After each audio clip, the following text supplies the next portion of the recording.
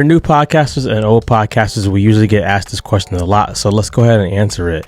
What should I put in my description? The first thing I want to think about is I want to put some form of a story in the description because I want the listener to stop, or I want the viewer who's looking at the show notes to actually stop and read and say, hey, this might be really interesting. There's something in it for me. People love stories. The second thing I would think about is my target audience. Who am I talking to in this episode?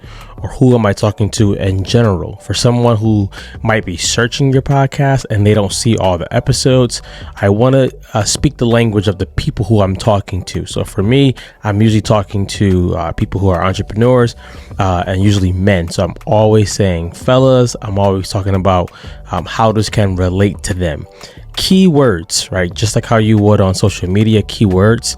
Pick certain keywords that you want to use in your description because people will search those keywords and that's what comes up in maybe Apple Podcasts, Spotify Podcasts, or wherever your podcast is at. I would say try to keep it between 500 to 600 words.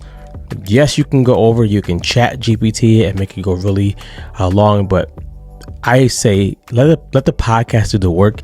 Let the description be like the icing on the cake.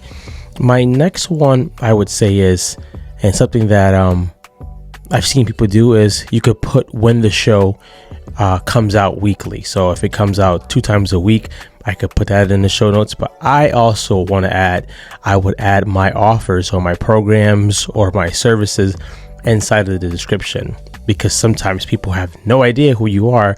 They just stumble upon your video. Let me know, does this help you out or not?